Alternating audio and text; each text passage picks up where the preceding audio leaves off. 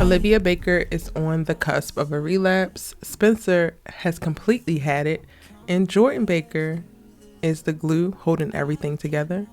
What's good, y'all? It's your good sis Erica Vane coming to you right here on Erica Vane TV with another All-American video. In this video, I will be breaking down episode 13 from season 5 titled Day Ones.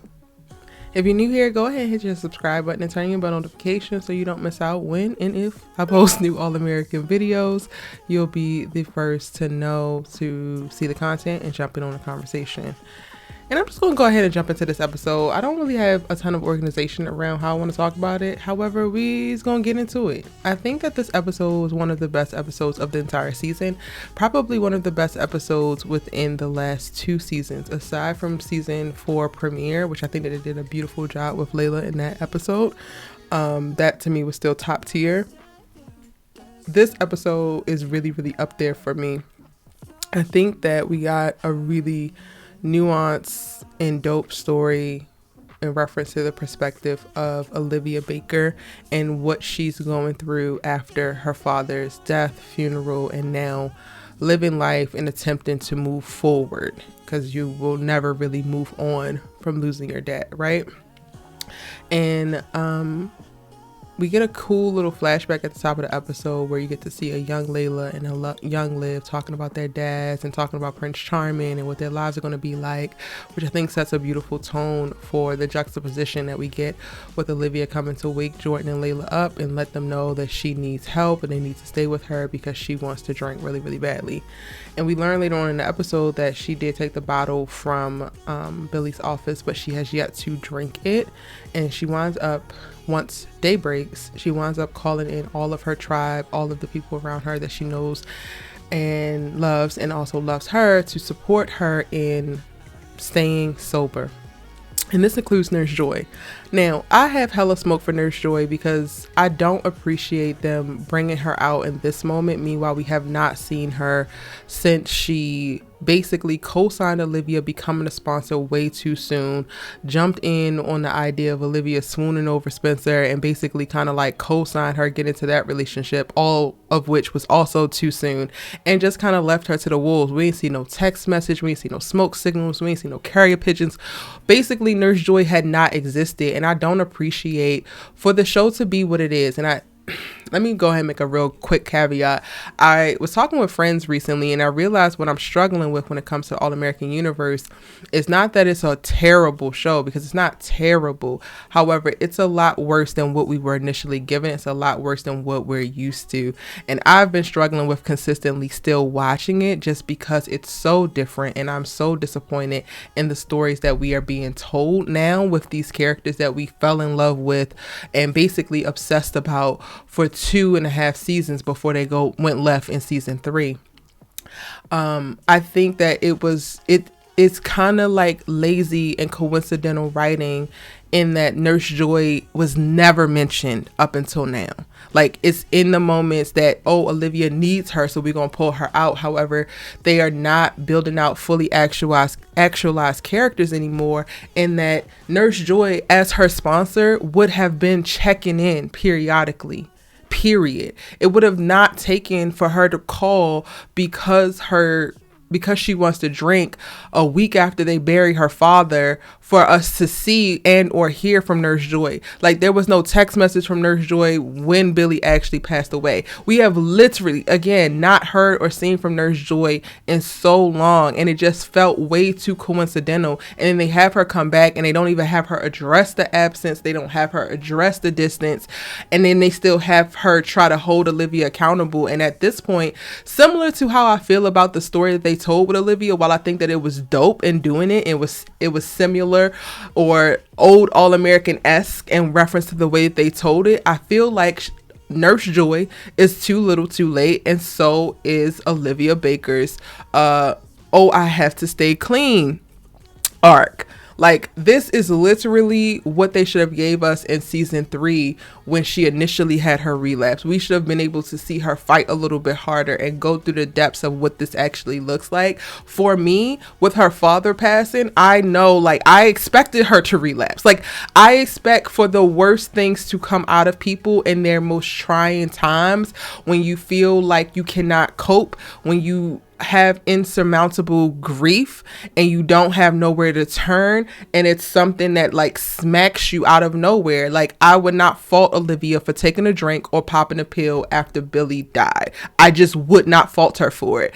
And that is also, I think, part of the problem for me and coming into this is like, one, I don't fault her for it. I kind of expect her to do it, and I'm not going to come at her if she did do it, because I understand the circumstances emotionally. However, to me, it's a very interesting and low-key annoying choice for the writers to have her go through this specifically after he died, but we didn't get any of this type of storytelling back when she initially relapsed. And she relapsed then simply because everybody was leaving for the summer and she felt alone. Like, it was not even, to me, as warranted. And not that I'm the, like, what constitutes it's okay for you to break sobriety, because I am not the sobriety police by no means, but in reference to the storytelling, it left a lot to be desired before, and they filled up her storyline with so many other things that just made her more narcissistic and selfish and all of that. Meanwhile, they could have given us this arc here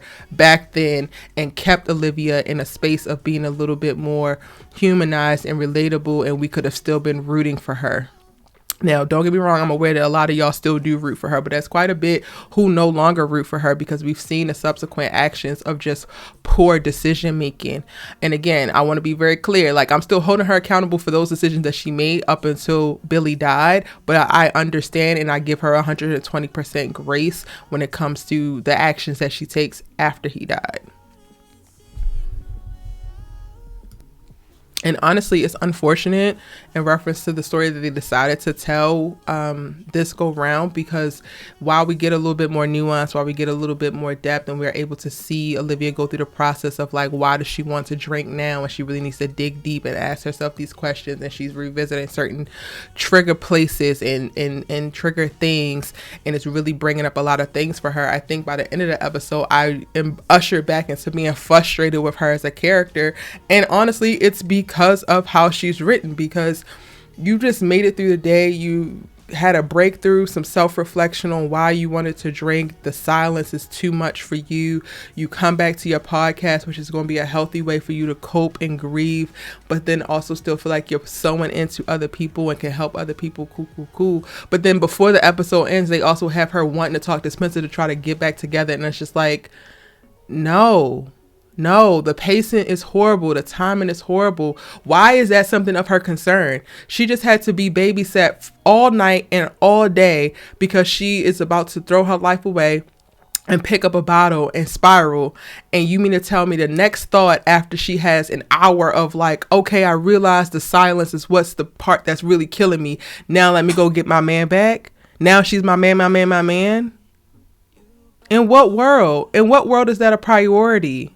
The all-American world. And it's a problem for me. It's like a huge problem for me. Spencer and Olivia coming together at the time that they did, it was ill-fated and ill-timed. They definitely got together way too soon. They both have to go through additional things in life, I think, for them to be better prepared for one another at this point. And watching all that has transpired in season 3, 4, and now 5, I personally don't ever want to see them back together again, and I will probably never root for them to get back together again. But I'm definitely not going to have them or want them to get back together on the heels of the episode that's all about her trying her damnedest not to simply take a drink, but she has the strength to confront the issues of their relationship and try to jump right into a romantic relationship hours after she has a seemingly breakthrough. Yeah, it don't make sense. But moving on. Spencer James, another big topic, though not the focus of this episode. He is spiraling. He is trying to avoid his grief. He's creating distance with him and Alicia. I have mixed feelings about Alicia. While I appreciate her trying to show up for Spencer, cool, and she folding laundry and stuff. Girl, where were you at for the funeral?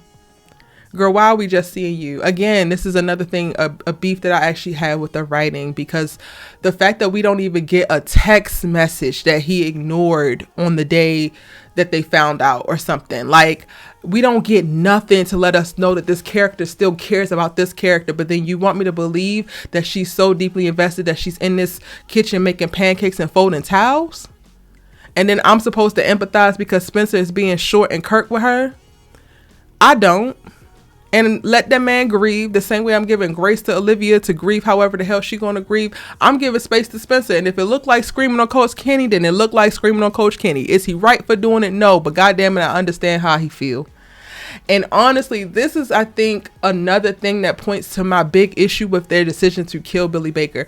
It's one thing if Taye Diggs wanted to leave, cool. If you want to go and pursue other things, great, sir. If you feel like they're underutilizing your character, he didn't say that, but, you know, that's what I'm thinking.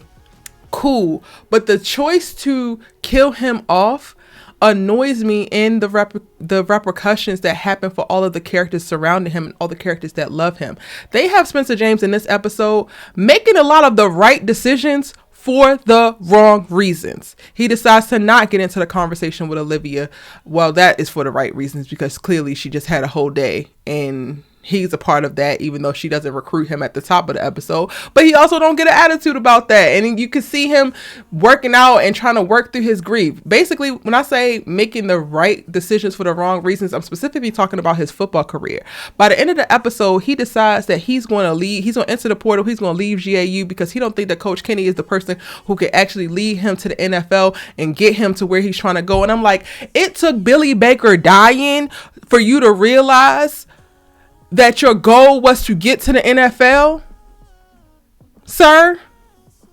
Your goal was not to please that light-skinned beauty in the baker's house, or to rebound with Earth Mama, or to over support Jordan when he's being raggedy and keeps swinging on you, or devote yourself to this team and that team and this person, or get yourself suspended before graduation so that you can advocate for somebody else who was doing some goofy stuff. You are just now realizing that your ass has not been focused on the main plan, and it takes Billy Baker dying to do it.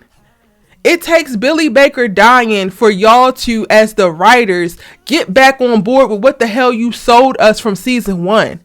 Season 1, episode 1, Spencer trying to make it to the NFL. Billy's supposed to help him get there. That's the biggest issue with me and Billy's death. Is like, the idea is I watched this show till the end, and at the end, regardless of what happens in the middle, Billy and Spencer are at the NFL. That's all the hell I know. And that will never happen now. I will never get that. And meanwhile, y'all have taken me through the throes of bullshit.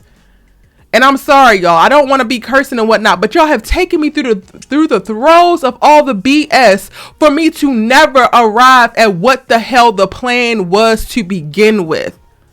In what world do that make sense? I did not know I was going to go here. I'm literally going off the top of the dome in reference to letting y'all know how I feel, because it's clearly taken me forever to even record this video.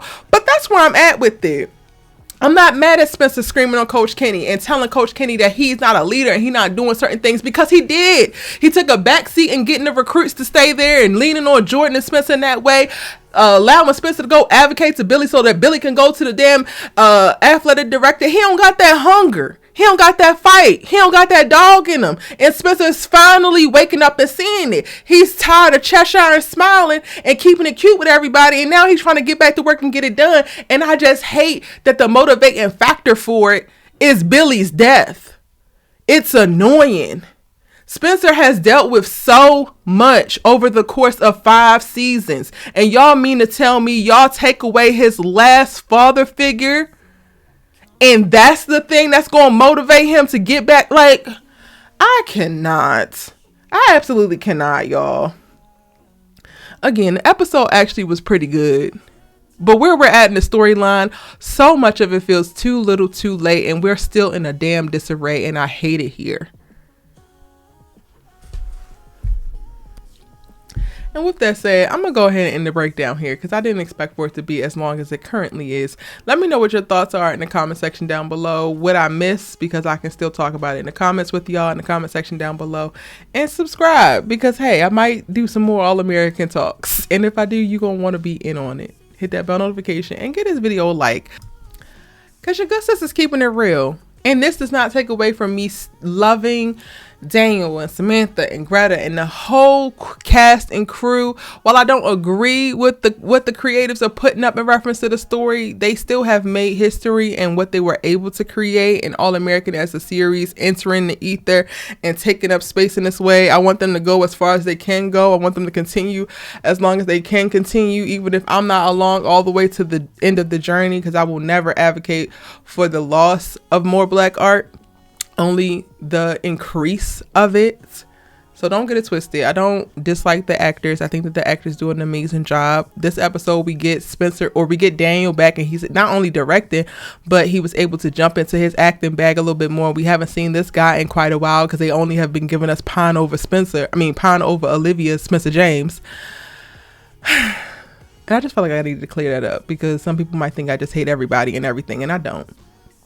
In that moment, then I would stop talking about it. But we're here. It's your good sis, Let's Talk TV. But see you in the next one.